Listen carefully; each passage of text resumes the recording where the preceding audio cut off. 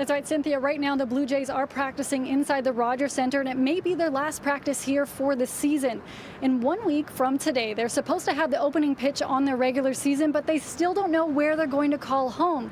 Like you mentioned, Doug Ford on Thursday night, as well as the municipal government, gave the Jays the okay to play at the Rogers Centre this season, but that's not enough.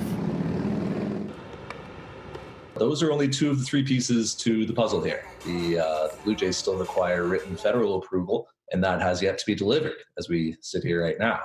That could change any moment, but as things stand, the Blue Jays are still waiting for that. The Jays have been actively trying to make the Rogers Centre their home for the shortened 2020 season. For weeks, the organization has been trying to come to an agreement with the federal government for the team to be able to play in Toronto. It includes a 176-page return-to-play plan from Major League Baseball.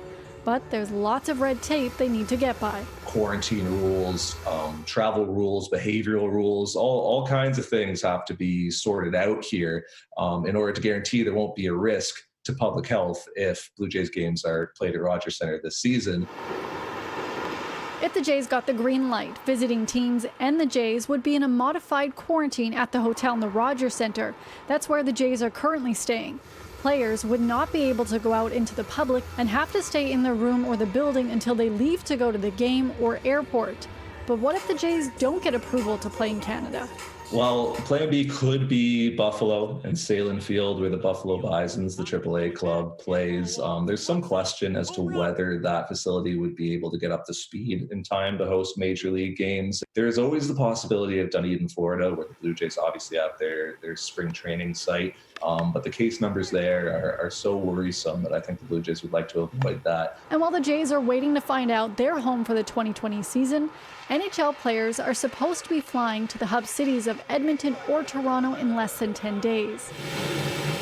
On Thursday night, a storm ripped through Edmonton, and soon after, videos and photos of water inside Rogers Place, where the Western Conference teams would play, and also where the Stanley Cup would be played, started to surface. As we get more and more information, the sense is that it's kind of like if your basement floods, the flood is held to a certain area, and this area is near the Wayne Gretzky statue. It's where you walk in, where fans would often walk in off one of the main streets, and also Fort Hall also has a little bit of flooding. But for the most part, I think I wouldn't say the good news is, but the news that there won't be fans allows this to be a less impactful problem than it could have been. Rogers Place and the Oilers both issued statements regarding the damage to the building, but it doesn't seem like it will affect the team being the NHL's hub city host. I don't see this affecting Edmonton being a hub city at all. It is a nuisance. It is something they weren't expecting.